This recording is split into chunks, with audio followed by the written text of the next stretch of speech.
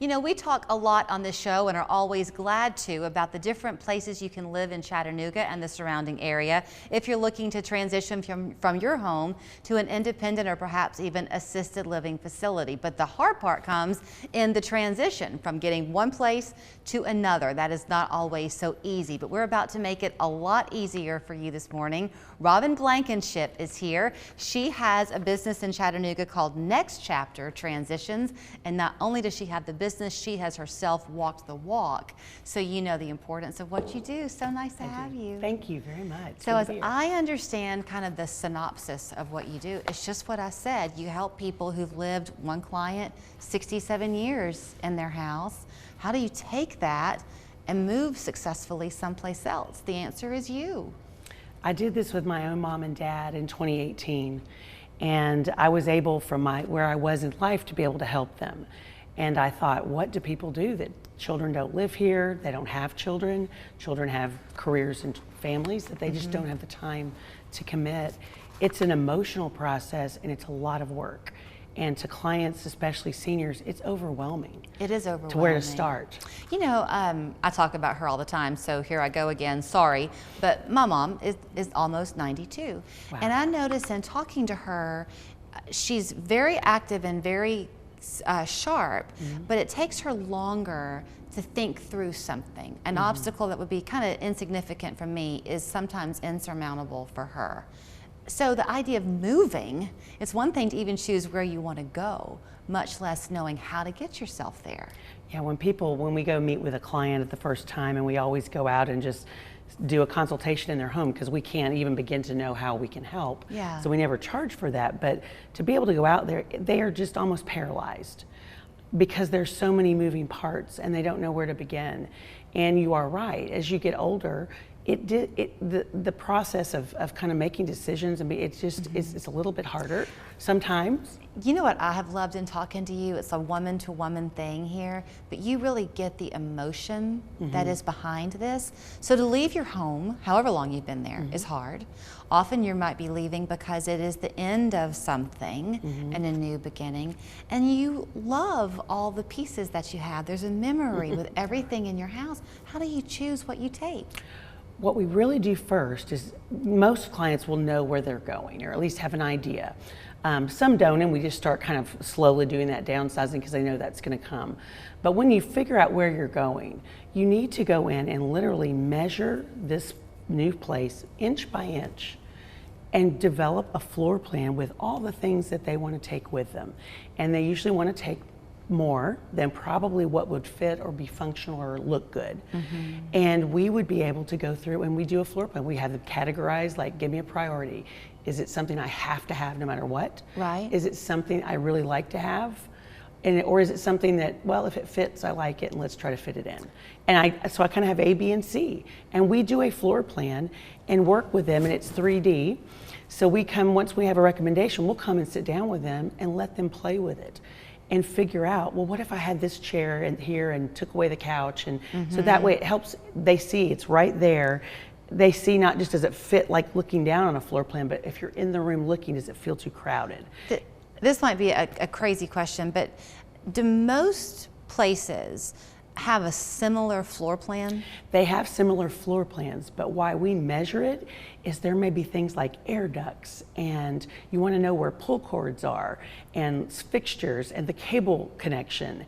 And they may have 5 of the same floor plan, and they're different. And 2 or 3 inches in a small apartment makes a big difference of whether this piece is going to fit on this wall. So we measure each one. If I was having this conversation with my husband, he would say to me, Julie, you've got to be out of your mind. You would choose where you want to live based on blank.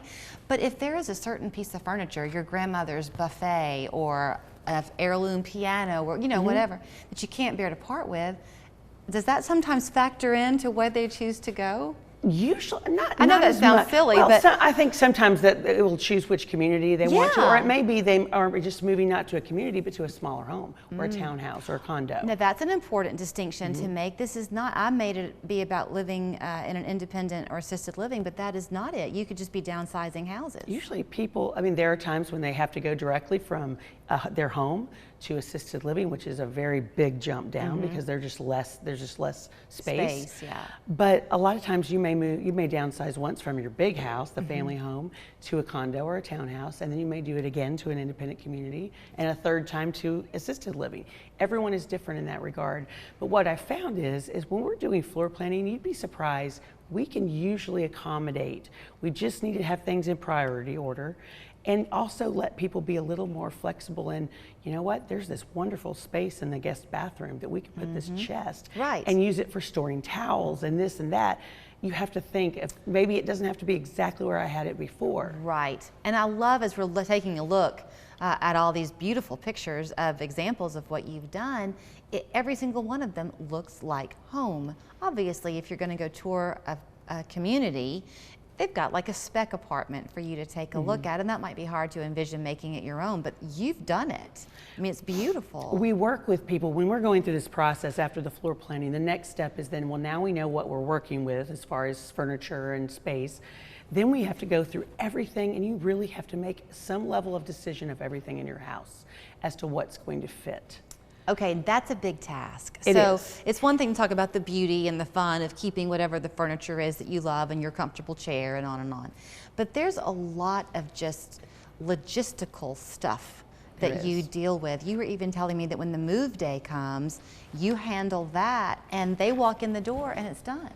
Yeah, right? by the next day. That's crazy. Well, and I think, you know, you're going through all of this stuff, and a lot of times we talked about, you know, kids, adult children, who aren't kids, Right. but adult children, they usually have their own commitments in life, and so they aren't able to be as patient to go through things. And it's just sometimes so much better. We do this every day, day in and day out, and my entire team loves what we do, and they're very good at it. And they can get decisions made so quickly. One person will be interacting with the client, the other one will be moving things around. So these are things that are going to be donated. This goes to these family members, we'll make a note. This is going with you. Depending on the client's timeline, how much of a hurry do you have to be in? Because sometimes you may think you want to keep something and then a couple days later you'll change your mind. Is there wiggle room like that? There is. What I always encourage people, when you know you're probably going to make a move, the sooner you can call us, the better, because we'll coordinate with a real estate person. And maybe a couple of extra weeks would make a big difference on the stress level of a client versus I get a call, we sold the house, I have to be out in 21 days and I've lived here 40 years and I don't know what to do. That's hard on the client as well as us. I hope, we have to kind of wrap it up, but I hope that this can be the beginning of some conversations that we'll be able to have, because it's a lot to take in. Just the fact that you're even here and that you've experienced this yourself means so much, I would think. It does. That's why I started it, and I've really just seen time and time again, if you have compassion, you treat people with dignity going through this process and have a lot of empathy for it, because it's very hard. It is. And if you're able to do that well, it makes that transition, it is night and day of what it could be and what it ends up being. And people are so grateful and so relieved.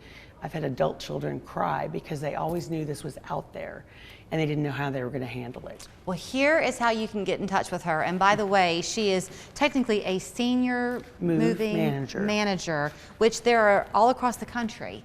She's just happened to bring this one now to Chattanooga by way of her roots in Texas. But you will find her at nextchapterseniortransitions.com. Best thing is just to call her, 615-9500, and hopefully watch for her again here on 3+U. Thank you, Robin. Thank you. It's my pleasure.